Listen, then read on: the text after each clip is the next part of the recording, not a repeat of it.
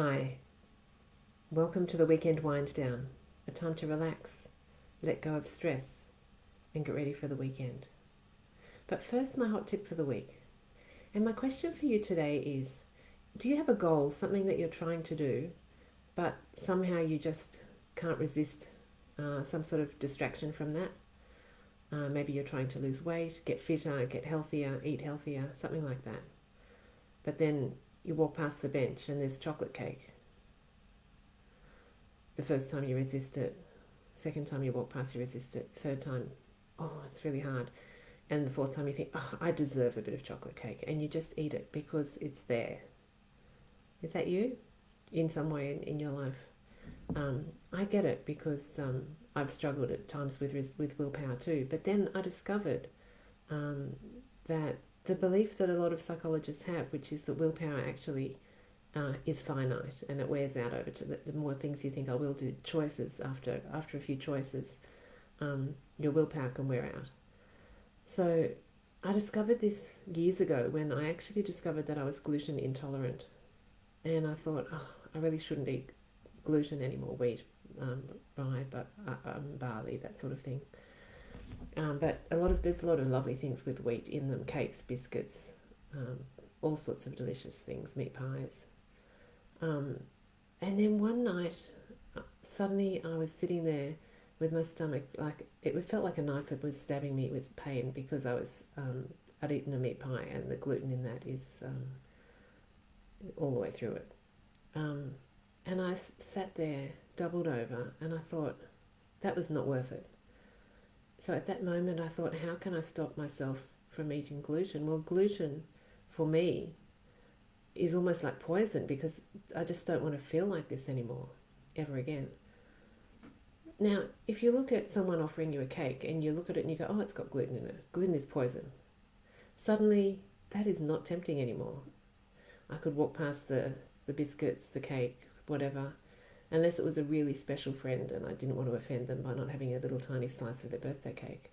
I had virtually no gluten for 10 years because I just reframed it. That's what reframing is. You label it as something different to help your behavior to catch up with what you really want. So I label gluten as poison. That I just looked at it and went, that is not food. That's not for me. Not food. Um, and suddenly there was no decision. I didn't have to decide each time. It was just not food, and therefore there was no decision needed. I wonder if what you're trying to do, what's your goal? Maybe you're trying to get fitter, and you think, oh, you jump in the car to drive to the shops instead of walking, or you jump on the bus instead of walking an extra stop. What would it take to reframe that, to actually get off the bus and walk, or to get out of the car and walk? Or if you want to go to the gym, or whatever it is that you want to do, eat healthier.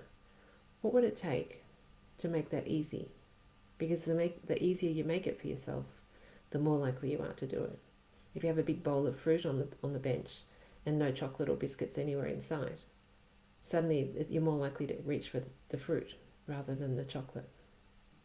So make it easy for yourself. So that's my hot tip for the week. So if you're looking at this on Facebook, I'd love you to share in the comments below what is the thing that you're trying to resist and what's some new way of thinking about it that you can come up with that will help you to resist that and to achieve your goal. I'd love to hear what that was. So now let's wind down for the weekend. So I just invite you to take 3 slow deep breaths as we change gear. And as you change gear, as you relax, I invite you to close your eyes, as long as you're not driving a car, something like that. Close your eyes, breathing slowly in and out. As you breathe in, just breathing in calm. As you breathe out any stress, anything from the week that you want to let go of. Breathe in calm. Breathe out stress. Make those in-breaths nice and luscious. Make the out-breaths really long and slow. Just breathe out anything you need to let go of from the week. And now, invite you to just feel your feet. Put your feet flat on the floor if they're not. Just feeling your feet on the floor, feeling the weight of your feet, feeling gravity pulling them down onto the earth. Just being grateful for gravity that holds us onto our little planet. Now feeling the sensations of your bottom in the chair or whatever you're sitting on.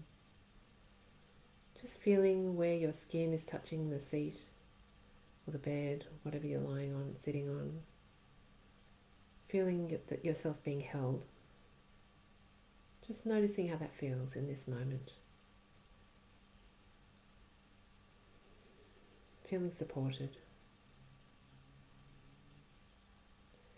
Now noticing any sensations in your neck or shoulders. A lot of us carry a lot of tension in our neck and shoulders, so just imagine your head is attached to a helium balloon and it's just floating up a little bit. Just floating up off your shoulders, off your neck. Imagine it just floating up a little bit, getting a little bit lighter. Your neck freeing up. Now imagine your shoulders just softening a little bit. Releasing. Maybe getting a bit wider. Slumping down a little bit, softer. Now, repeat after me as you breathe in and out. Beautiful meditation that I love from Thich Nhat Hanh. It goes like this. Breathing in, I calm my body. Breathing out, I smile. Dwelling in the present moment. I know this is a wonderful moment. And again, in time with your breath, breathing in, I calm my body. Breathing out, I smile. Dwelling in the present moment. I know this is a wonderful moment.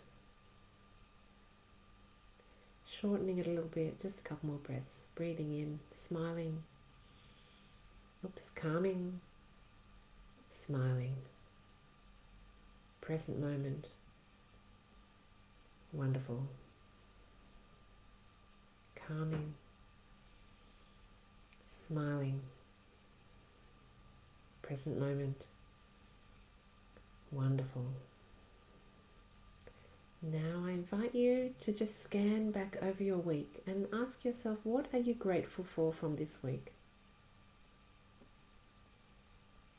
And what else are you grateful for? And what else are you grateful for? And what else are you grateful for? And what else are you grateful for? There are so many things to be grateful for from just one week, even just one day. The sun is shining here in Sydney today. It's just gorgeous. Beautiful spring day. Flowers are blooming. Kookaburra was sitting on my tree just before I started this recording. So many things to be grateful for. Now I invite you to look forward to the weekend and ask yourself, what do you want just for you this weekend? You might think about that goal that you thought about earlier. What is the goal that you're going for, and what's something you could do to help you to get towards that goal?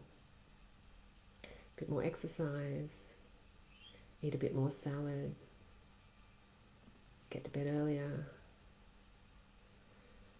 do a little bit more meditating or relaxing or journaling, something to get in touch with how you're feeling, or something just to get calm. What is one thing you will do this weekend just to get a little bit closer to that goal? You got it? Excellent. When you've got it, share it with me in the comments or share it with a friend, because when we share our goals, we can inspire one another to have a good weekend and look after ourselves and achieve our goals. And sharing it means that you're much more likely to do it. So I invite you to open your eyes, wiggle your fingers and toes, roll your shoulders back. Have a wonderful weekend. I hope it's fabulous, and I hope you do get one step closer to that goal. And don't try and push yourself with willpower the whole time. think about how to think about things just a little bit differently, reframe it just a little bit, just to make it easier to do what you're really wanting to do. You got this. I'm sure you've got this. Have a great weekend and see you soon. Bye for now.